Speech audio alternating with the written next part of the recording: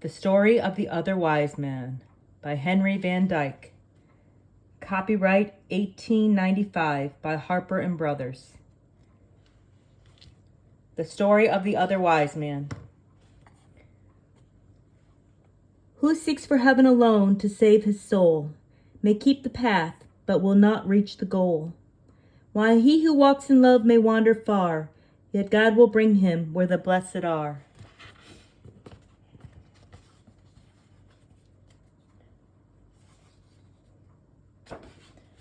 Preface. It is now some years since this little story was set afloat on the sea of books. It is not a man of war, nor even a high-sided merchantman, only a small, peaceful sailing vessel. Yet it has rather an adventurous voyage.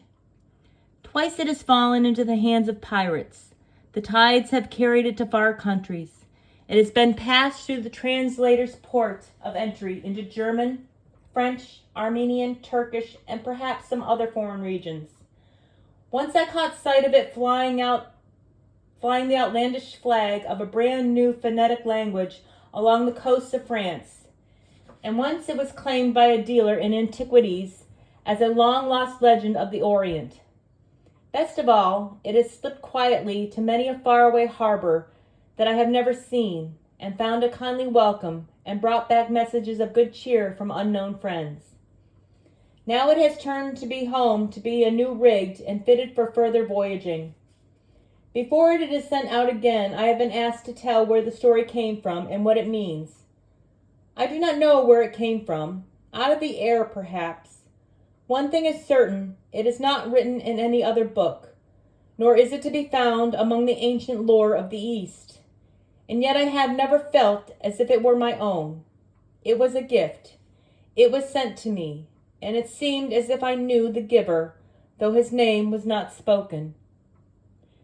The year had been full of sickness and sorrow. Every day brought trouble. Every night was tormented with pain. They are very long, those nights, when one lies awake and hears the laboring heart pumping wearily at its task, and watches for the morning, not knowing whether it will ever dawn.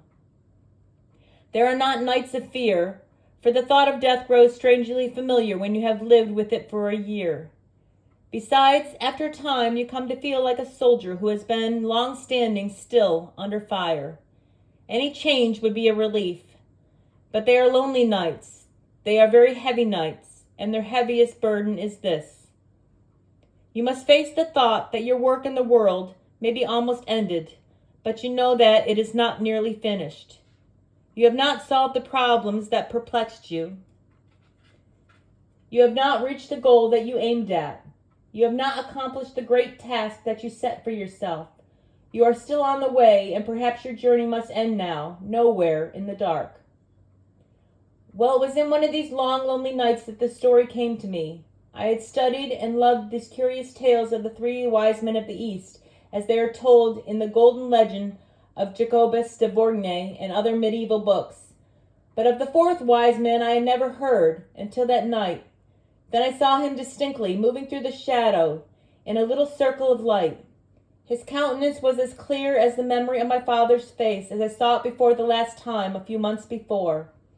The narrative of his journeyings and trials and disappointments ran without a break. Even certain sentences came to me complete and unforgettable, clear-cut like a cameo. All that I had to do was to follow Artaban step by step as the tale went on, from the beginning to the end of his pilgrimage. Perhaps this may explain some things in the story. I have been asked many times why I made the fourth wise man tell a lie in the cottage at Bethlehem to save the little child's life. I did not make him tell a lie. What Artaban said to the soldiers he said for himself, because he could not help it. Is a lie ever justifiable? Perhaps not, but it may not sometimes seem inevitable. And if it were a sin, might not a man confess it and be pardoned for it more easily than for the greater sin of spiritual selfishness or indifference, or the betrayal of innocent blood? That is what I saw Artaban do. That is what I heard him say. All through his life he was trying to do the best that he could. It was not perfect, but there are some kinds of failure that are better than successes. Though the story of the fourth wise man came to me suddenly and without labor, there was a great deal of study and toil to be done before it could be written down. An idea arrives without effort. A form can only be wrought out by patient labor. If your story is worth telling, you ought to love it enough to be willing to work over it until it is true. True not only to the ideal, but true also to the real. The light is a gift, but the local color can only be seen by one who looks for it long and steadily. Artaban went with me while I toiled through a score of volumes of ancient history and travel. I saw his figure while I journeyed on the motionless sea of the desert and in the strange cities of the East. And now that his story is told, what does it mean? How can I tell? What does life mean? If the meaning could be put into a sentence, there would be no need of telling the story. Henry Van Dyke. You know the story of the three wise men of the East and how they traveled from far away to offer their gifts at the manger cradle in Bethlehem. But have you ever heard the story of the other wise man, who also saw the star in its rising and set out to follow it, yet did not arrive with his brethren in the presence of the young child Jesus? Of the great desire of this fourth pilgrim and how it was denied, yet accomplished in the denial many of his wanderings and the probations of his soul, of the long way of his seeking, and of the strange way of his finding, the one whom he sought. I would tell the tale as I have heard fragments of it in the halls of dreams, in the palace of the heart of man. The sign in the sky. In the days when Augustus Caesar was master of many kings, and Herod reigned in Jerusalem, there lived in the city of Ecbatana, among the mountains of Persia, a certain man named Artaban, the Median. His house stood close to the outermost of the 7 walls which encircled the royal treasury. From his roof he could look over the rising battlements of black and white and crimson and blue and red and silver and gold to the hill where the summer palace of the Parthian emperors glittered like a jewel in a 7-fold crown. Around the dwelling of Artaban spread a fair garden, a tangle of flowers and fruit trees watered by a score of streams descending from the slopes of Mount Ortinus and made musicable by innumerable birds. But all color was lost in the soft and odorous darkness of the late September night, and all sounds were hushed in the deep charm of its silence, save the plashing of the water, like a voice half sobbing and half laughing under the shadows. High above the trees, a dim glow of light shone through the curtained arches of the upper chamber, where the master of the house was holding council with his friends. He stood by the doorway to greet his guests, a tall, dark man of about 40 years, with brilliant eyes set near together under his broad brow, and firm lines graven around his fine, thin lips, the brow of a dreamer and the mouth of a soldier, a man of sensitive feeling but inflexible will. One of those who, in whatever age they may live, are born for inward conflict and a life of quest. His robe was of pure white wool, thrown over a tunic of silk, and a white pointed cap with long lapels at the sides, resting on his flowing black hair. It was the dress of the ancient priesthood of the Magi, called the fire worshippers. "Welcome," he said in his low, pleasant voice, as one after another entered the room. "Welcome, Abdus. Peace be with you. Rhadaspes and Tigranes, and with you, my father Abgarus. You are all welcome, and this house grows bright with the joy of your presence." There were 9 of the men, differently widely in age, but alike in the richness of their dress of many-colored silks and in the massive golden collars around their necks, marking them as Parthian nobles, and in the winged circles of gold resting upon their breasts, the sign of the followers of Zoroaster. They took their places around the small black altar at the end of the room, where a tiny flame was burning. Artaban, standing beside it and waving a barsum of thin tamarisk branches above the fire, fed it with dry sticks of pine and fragrant oils. Then he began the ancient chant of the Yasna, and the voices of his companions joined in the beautiful hymn to Ahura Mazda. "We worship the Spirit divine, all wisdom and goodness possessing, surrounded by holy immortals, the givers of bounty and blessing. We joy in the works of his hands, his truth and his power confessing. We praise all the things that are pure, for these are his only creation, the thoughts that are true and the words and deeds that have won approbation. These are supported by him, and for all these we make adoration. Hear us, O Mazda, thou livest, in truth and in heavenly gladness. Cleanse us from falsehoods and keep us from evil and bondage to badness. Pour out the light and the joy of thy life on our darkness and sadness. Shine on our gardens and fields. Shine on our working and weaving. Shine on the whole race of man, believing and unbelieving. Shine on us now through the night. Shine on us now in thy might, the flame of our holy love and the song of our worship receiving. The fire rose with the chant, throbbing as if it were made of musical flame, until it cast a bright illumination through the whole apartment, revealing its simplicity and splendor. The floor was laid with tiles of dark blue, veined with white. Pilasters of twisted silver stood out against the blue walls. The clear story of round arched windows above them was hung with azure silk. The vaulted ceiling was a pavement of sapphires, like the body of heaven in its clearness sown with silver stars. From the four corners of the roof hung 4 golden magic wheels, called the tongues of the gods. At the eastern end, behind the altar, there were 2 dark red pillars of porphyry. Above them a lintel of the same stone, on which was carved a figure of a winged archer, with his arrow set to the string and his bow drawn. The doorway between the pillars, which opened upon the terrace of the roof, was covered with a heavy curtain of the color of a ripe pomegranate, embroidered with innumerable golden rays shooting upward from the floor. In effect, the room was like a quiet, starry night, all azure and silver, flushed in the east with rosy promise of the dawn. It was, as the house of a man should be, an expression of the character and spirit of the master. He turned to his friends when the song was ended, and invited them to be seated on the divan at the western end of the room. "You have come tonight," said he, looking around the circle, "at my call, as the faithful scholars of Zoroaster, to renew your worship and rekindle your faith in the God of purity, even as this fire had been rekindled on the altar. We worship not the fire, but him of whom it is the chosen symbol, because it is the purest of all created things.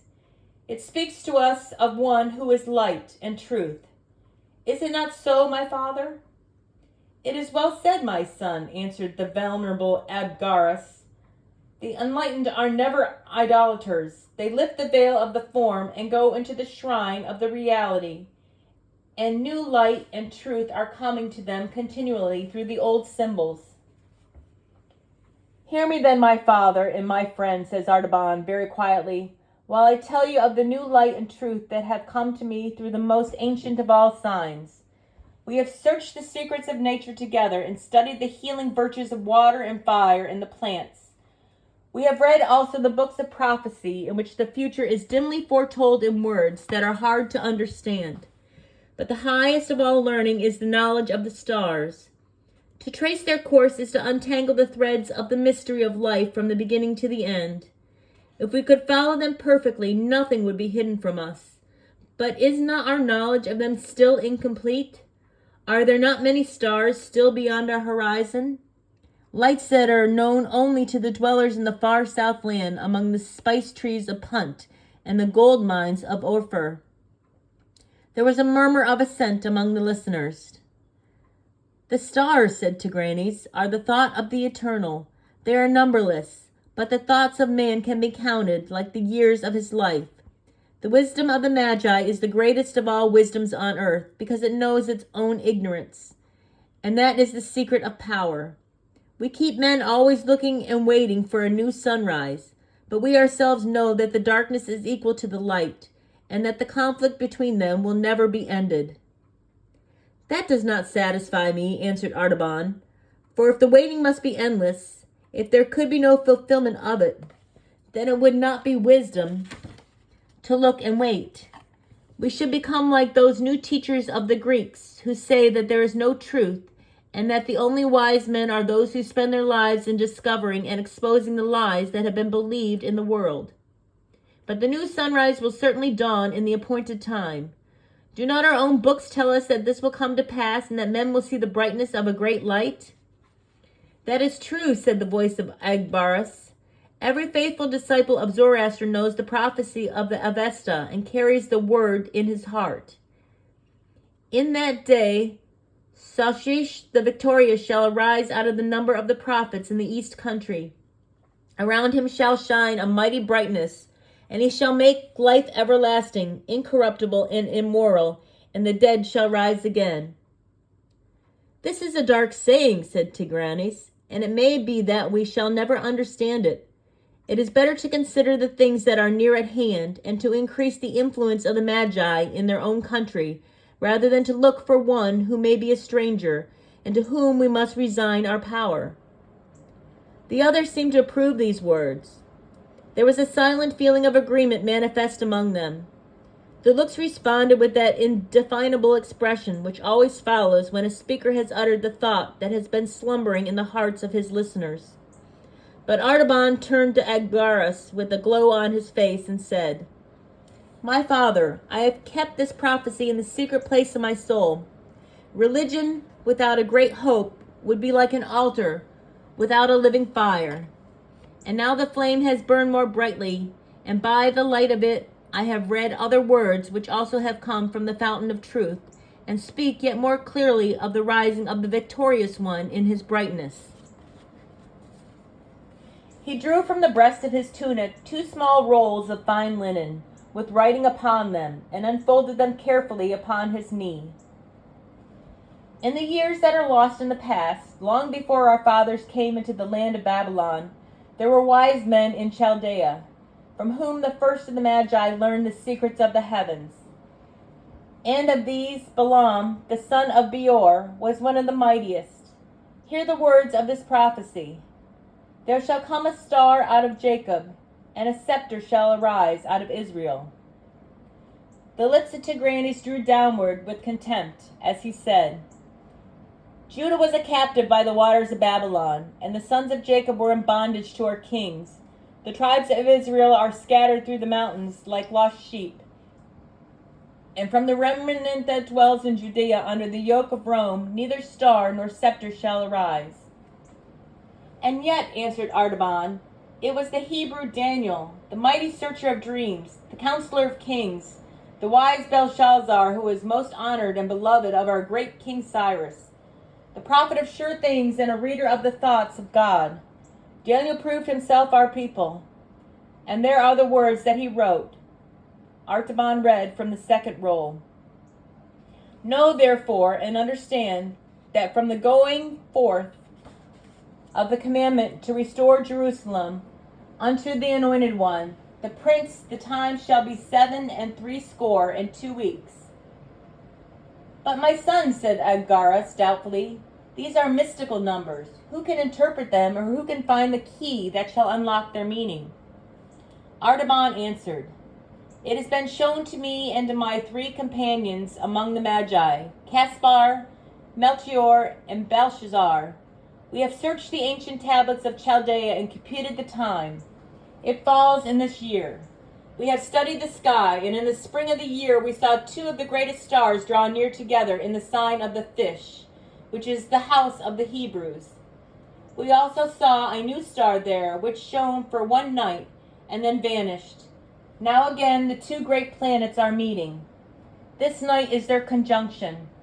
My 3 brothers are watching at the ancient temple of the 7 spheres at Borsippa in Babylonia, and I am watching here. If the star shines again, they will wait 10 days for me at the temple, and then will set out together for Jerusalem to see and worship the promised one, who shall be born King of Israel. I believe the sign will come. I have made ready for the journey. I have sold my house and my possessions, and bought these 3 jewels, a sapphire, a ruby, and a pearl, to carry them as tribute to the king. And I ask you to go with me on the pilgrimage, that we may have joy together in finding the prince who is worthy to be served.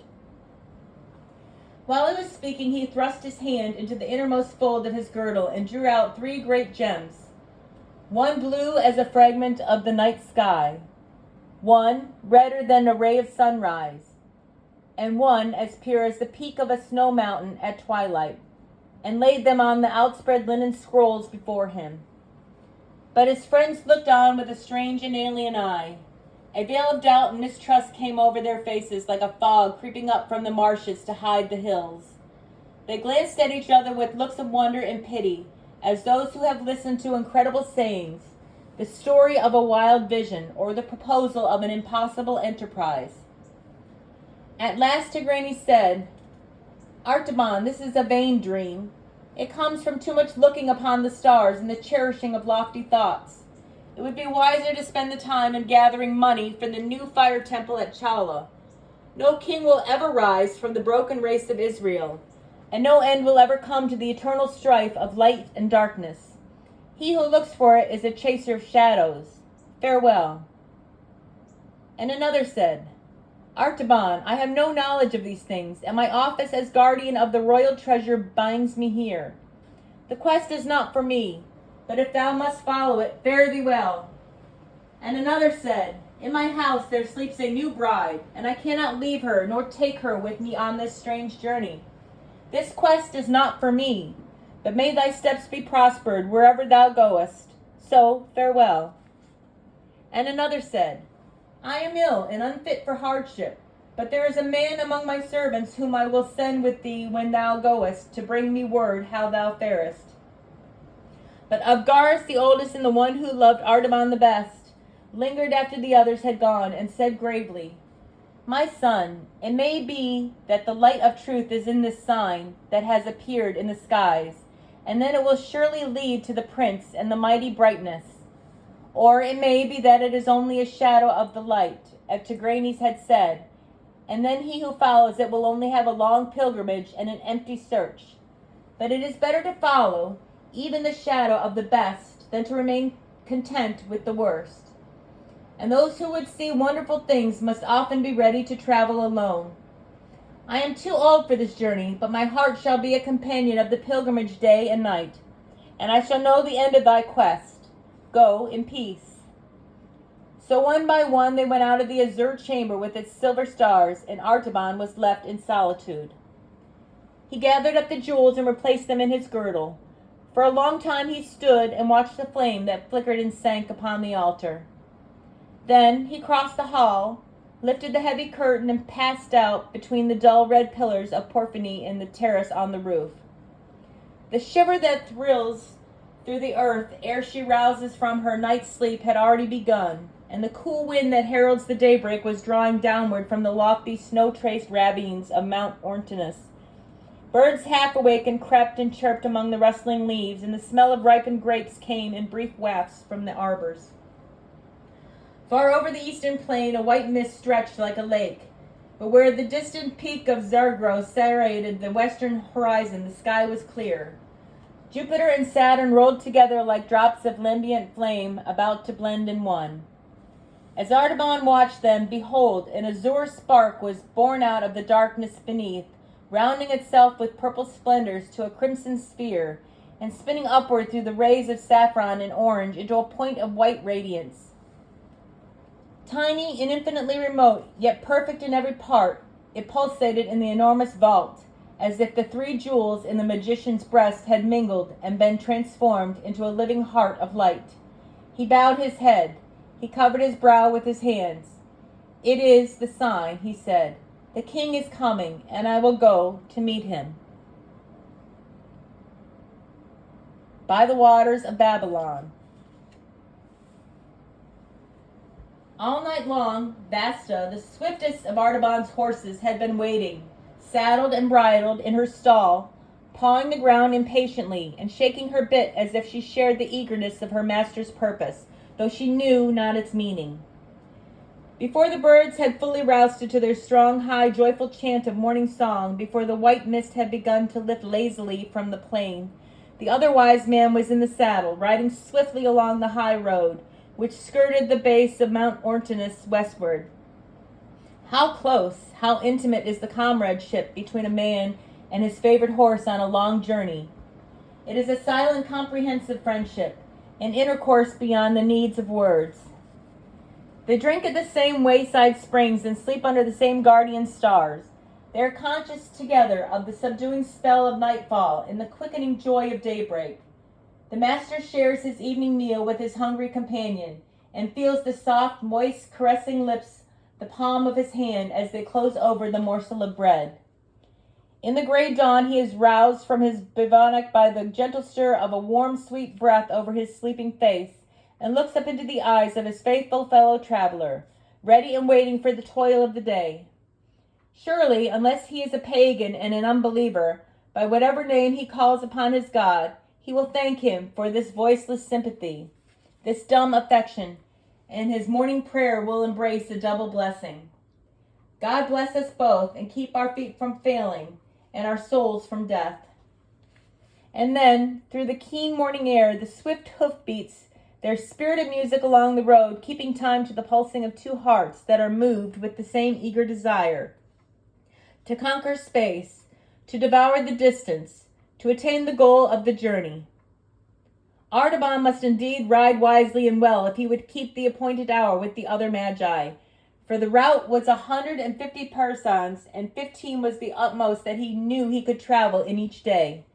But he knew Vasta's strength and pushed forward without anxiety, making the fixed distance every day, though he must travel late in the night, and the morning long before sunrise.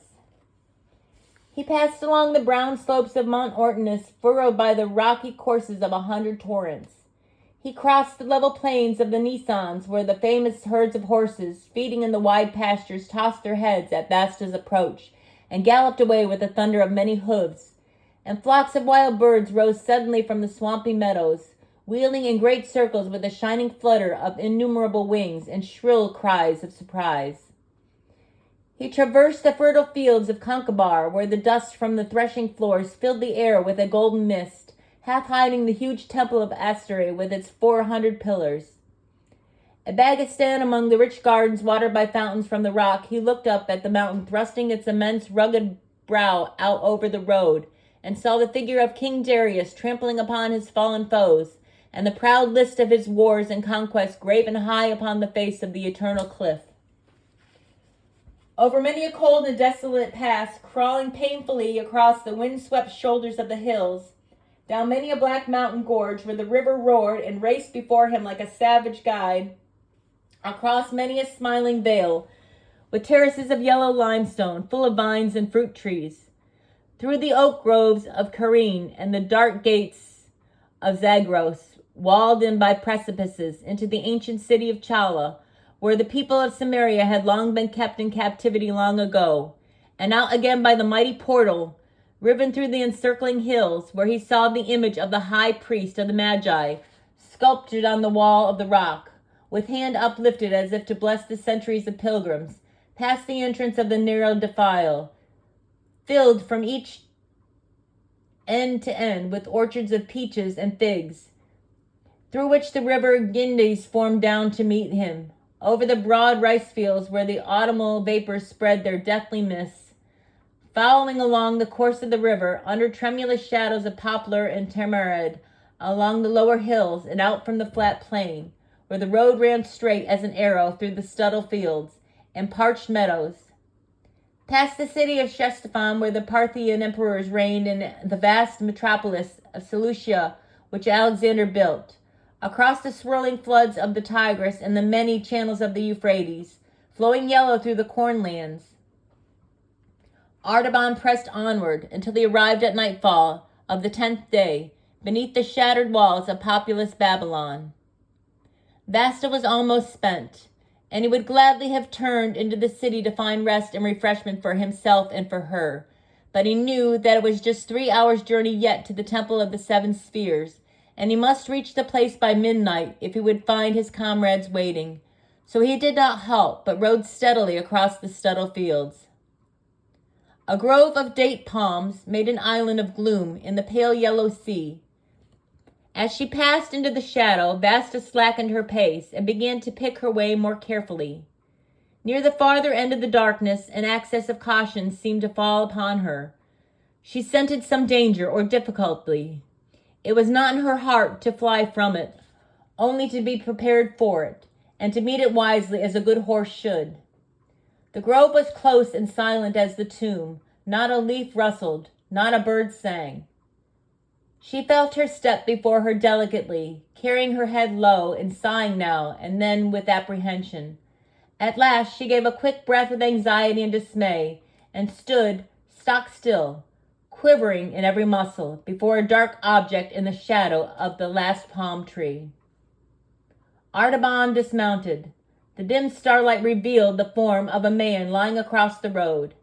His humble dress and the outline of his haggard face showed that he was probably one of the poor Hebrew exiles who still dwelt in great numbers in the vicinity.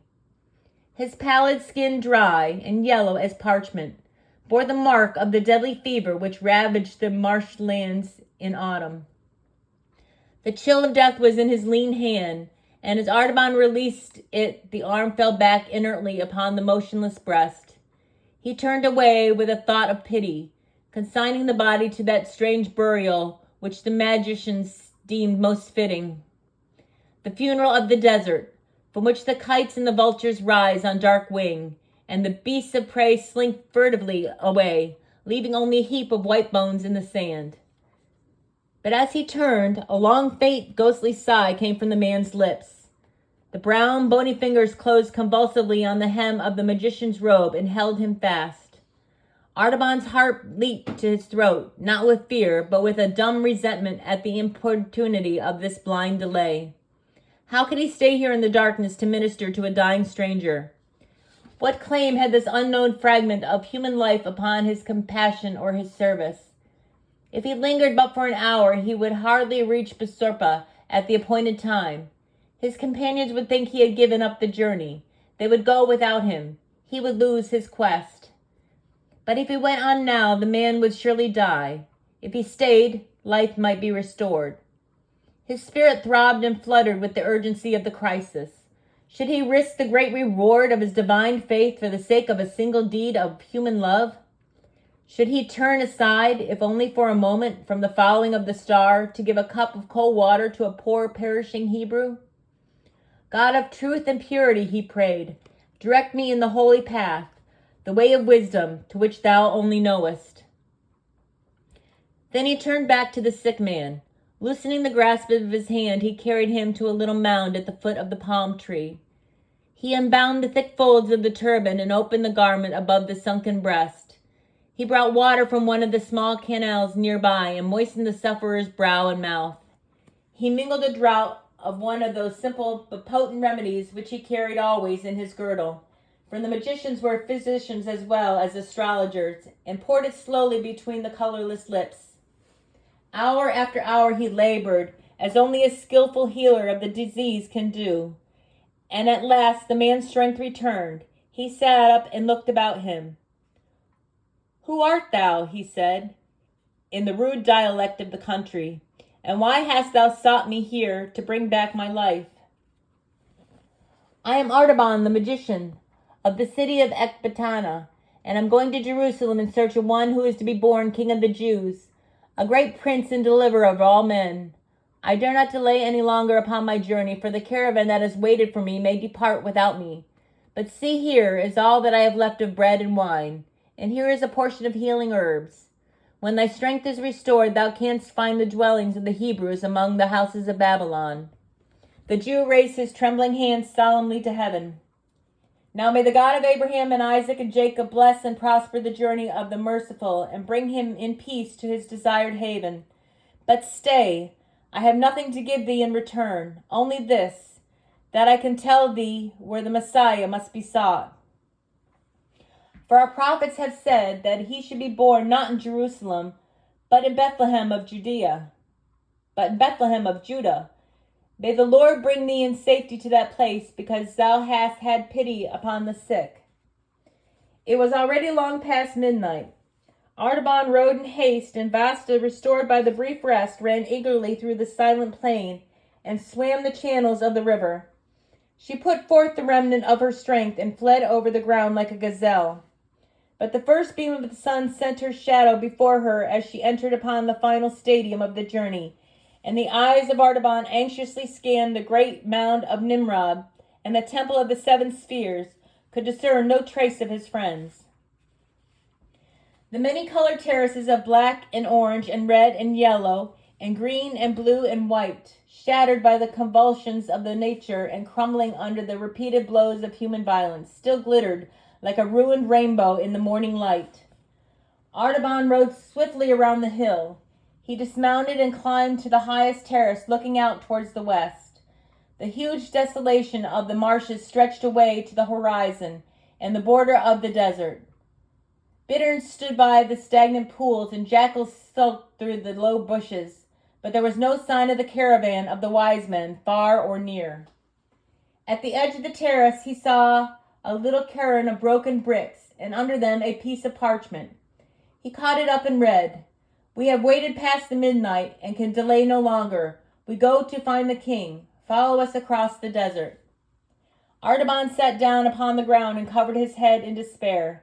"How can I cross the desert," he said, "with no food and no spent horse? I must return to Babylon, sell my sapphire, and buy a train of camels and provisions for the journey. I may never overtake my friends.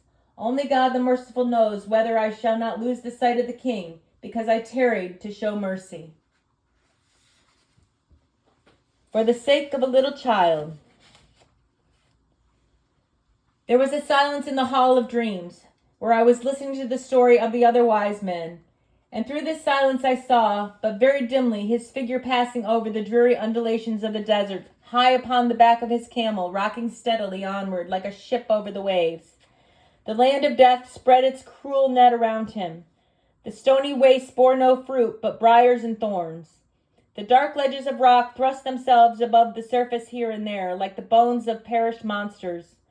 Arid and inhospitable mountains ranges rose before him, furrowed with dry channels of ancient torrents, white and ghastly as scars on the face of nature.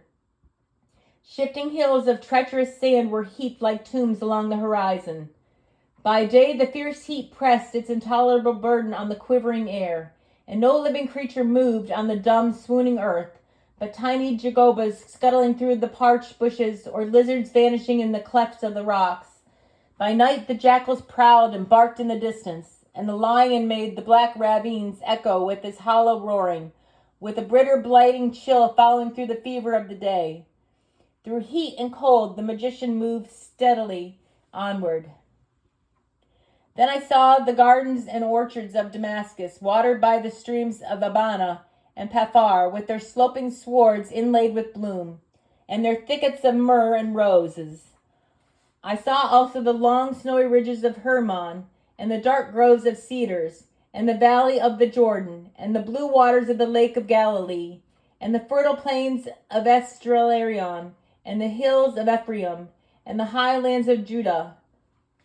Through all these I followed the figures of Artaban, moving steadily onward until he arrived at Bethlehem.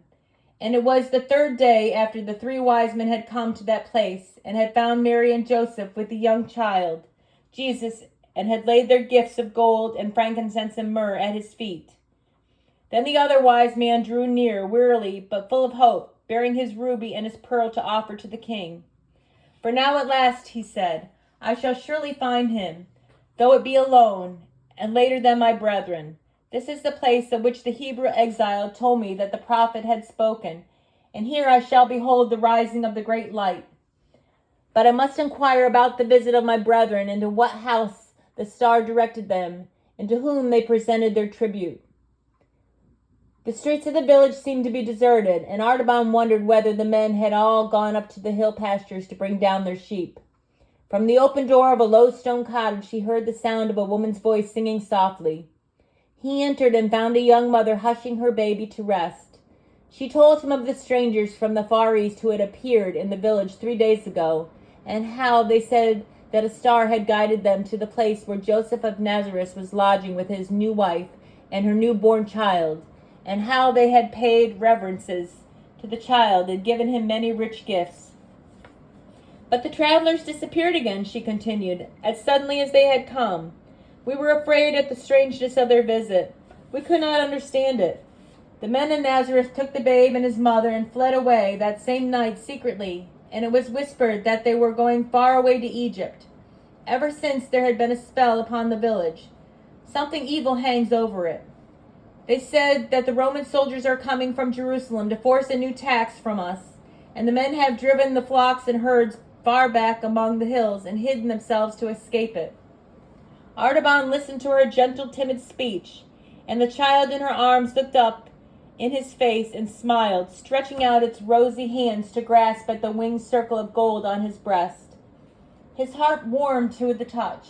It seemed like a greeting of love and trust to one who had journeyed long in loneliness and perplexity, fighting with his own doubts and fears and following a light that was veiled in clouds. Might not this child have been the promised prince, he asked within himself as he touched its soft cheek. Kings have been born ere now in lowlier houses than this, and the favorite of the stars may rise even from the cottage. But it has not seemed good to the God of wisdom to reward my search so soon and so easily. The one whom I seek has gone before me, and now I must follow the king to Egypt. The young mother laid the babe in its cradle and rose to minister to the wants of the strange guest that fate had brought into her house. She set food before him, the plain fare of peasants, but willingly offered, and therefore full of refreshment for the soul as well as for the body. Artaban accepted it gratefully, and as he ate, the child fell into happy slumber and murmured sweetly in its dreams, and a great peace filled the quiet room.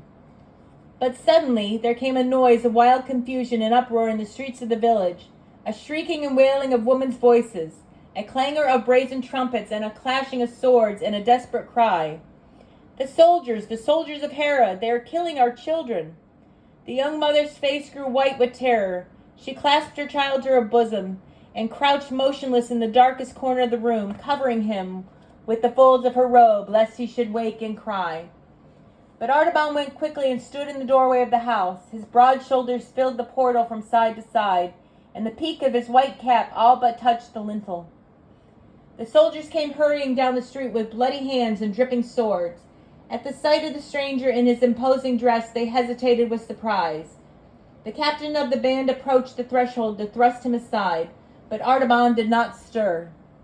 His face was as calm as though he were watching the stars, and in his eyes there burned that steady radiance before which even the half-tamed hunting leopard shrinks, and the fierce bloodhound pauses in his leap.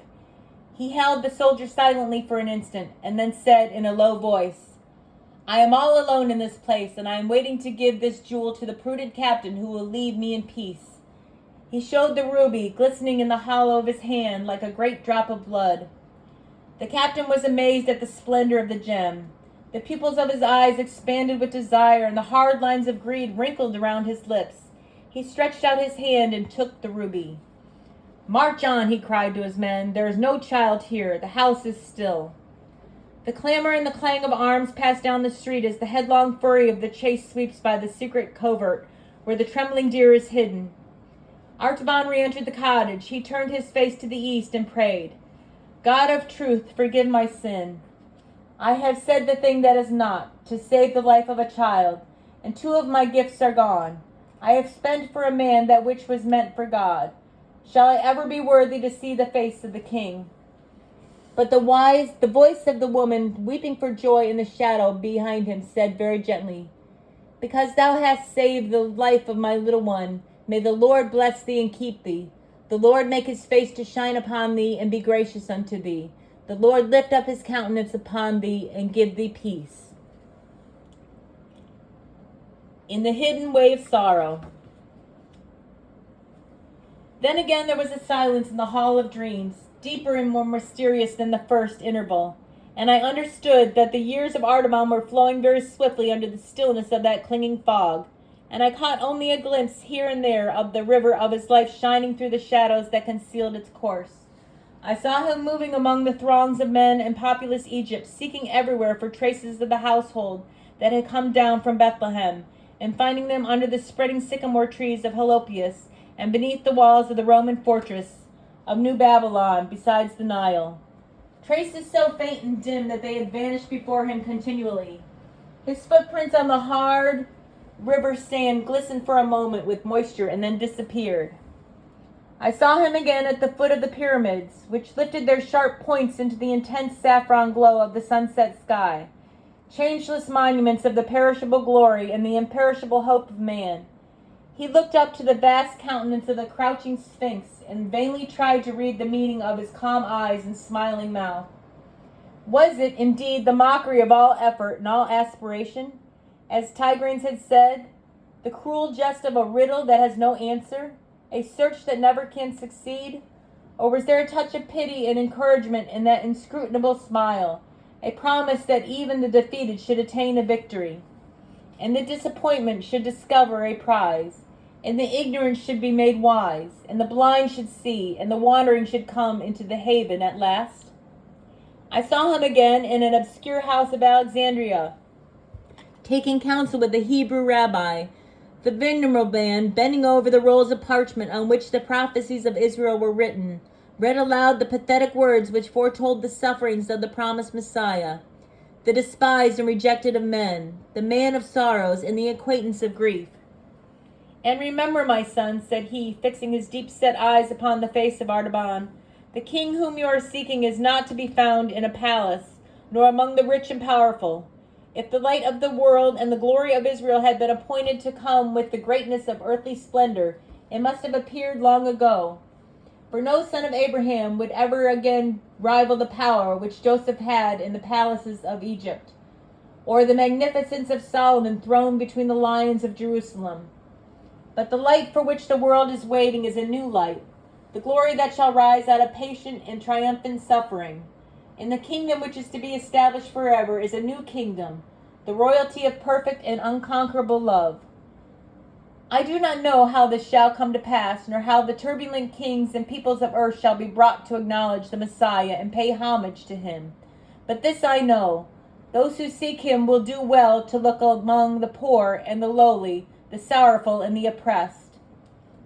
So I saw the other wise men again and again, traveling from place to place and searching among the people of the dispersion, with whom the little family from Bethlehem might perhaps have found a refuge. He passed through countries where famine lay heavy upon the land, and the poor were crying for bread. He made his dwelling in plague-stricken cities where the sick were languishing in the bitter companionship of helpless misery. He visited the oppressed and the afflicted in the gloom of the subterranean prisons, and the crowded wretchedness of slave markets, and the weary toil of galley ships. In all this populous and intricate world of anguish, though he found none to worship, he found many to help. He fed the hungry and clothed the naked, and healed the sick, and comforted the captive, and his years went by more swiftly than the weaver's shuttle that flashes back and forth through the loom while the web grows and the invisible pattern is completed. It seemed almost as if he had forgotten his quest, but once I saw him for a moment as he stood alone at sunrise, waiting at the gates of a Roman prison. He had taken from a secret resting place in his bosom the pearl, the last of his jewels. As he looked at it, a mellower luster, a soft and iridescent light, full of shifting gleams of azure and rose, trembled upon its surface. It seemed to have absorbed some reflection of the colors of the lost sapphire and ruby. So the profound secret purpose of a noble life draws unto itself the memories of past joy and past sorrow. All that has helped it, all that has hindered it, is transfused by a subtle magic into its very essence. It becomes more luminous and precious the longer it is carried close to the warmth of the beating heart. Then at last, while I was thinking of this pearl and of its meaning, I heard the end of the story of the other wise man. The pearl of great price.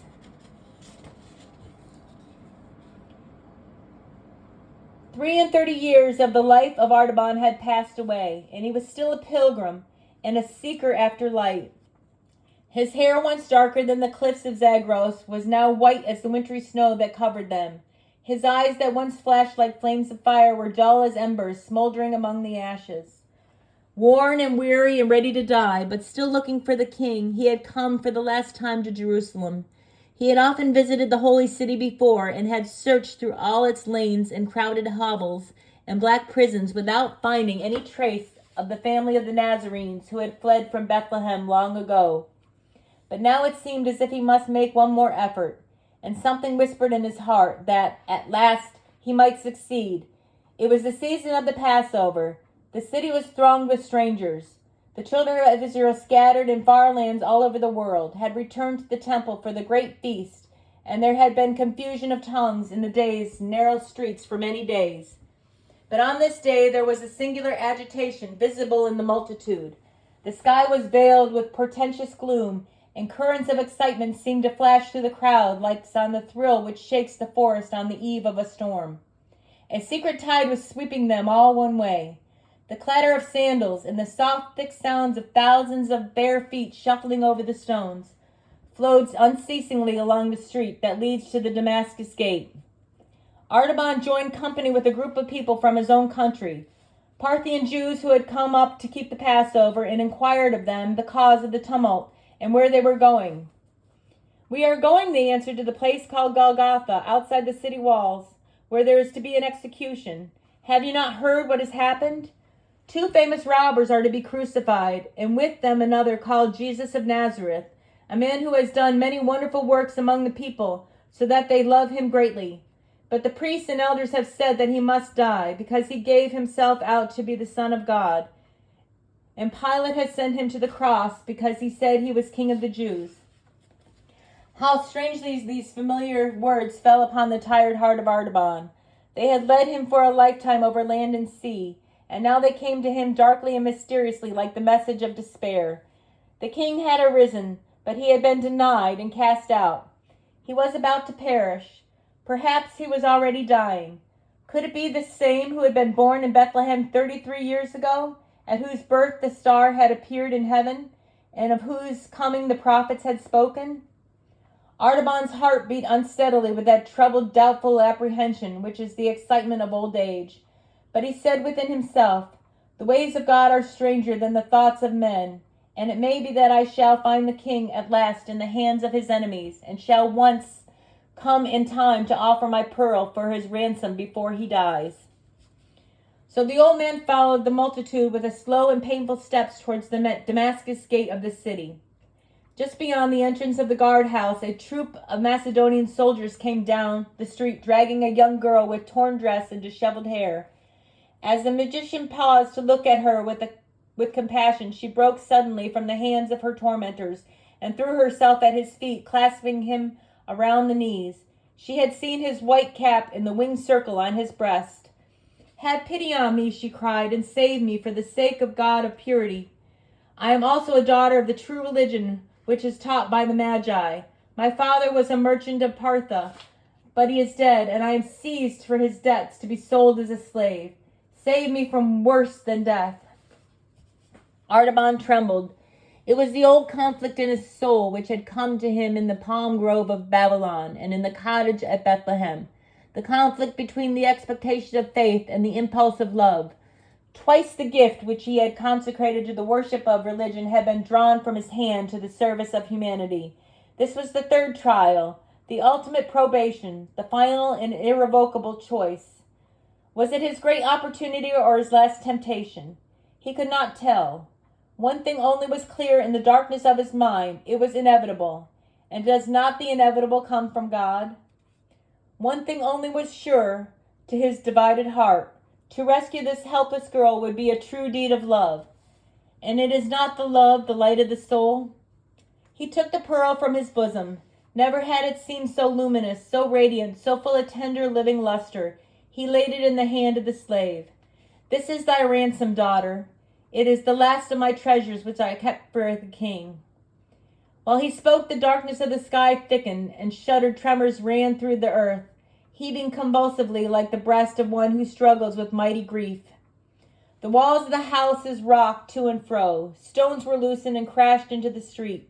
Dust clouds filled the air. The soldiers fled in terror, reeling like drunken men. But Artaban and the girl whom he had ransomed crouched helpless beneath the wall of the praetorium. What had he to fear? What had he to live for? He had given away the last remnant of his tribute for the king. He had parted with the last hope of finding him.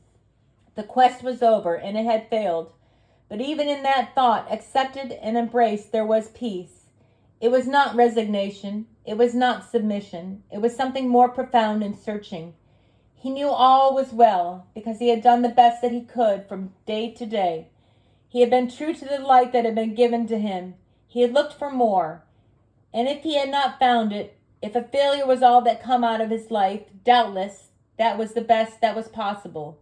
He had not seen the revelation of life everlasting, incorruptible, and immortal, but he knew that even if he could live his earthly life over again, it would not be otherwise than it had been. One more lingering pulsation of the earthquake quivered through the ground. A heavy tile, shaken from the roof, fell and struck the old man on the temple. He lay breathless and pale, with his gray head resting on the young girl's shoulder, and the blood trickling from the wound. As she bent over him, fearing that he was dead, there came a voice through this twilight, very small and still, like music sounding from a distance, in which the notes are clear, but the words are lost. The girl turned to see if someone had spoken from the window above them, but she saw no one. Then the old man's lips began to move as if in answer, and she heard him say in the Parthian tongue, "Not so, my lord. For when saw I thee a hungered and fed thee, or thirsty and gave thee drink? When saw I thee a stranger and took thee in, or naked and clothed thee? When I saw thee sick or in prison and came unto thee? 33 years have I looked for thee, but I have never seen thy face, nor ministered to thee, my king." He ceased, and the sweet voice came again, and again the maid heard it, very faintly and far away, but now it seemed as though she understood the words. "Verily I say unto thee, inasmuch as thou hast done it unto me, the least of these, my brethren, thou hast done it unto me." A calm radiance of wonder and joy lighted the pale face of Artaban, like the first ray of dawn on a snowy mountain peak. One long last breath of relief exhaled gently from his lips. His journey was ended. His treasures were accepted. The other wise man had found the king. The end.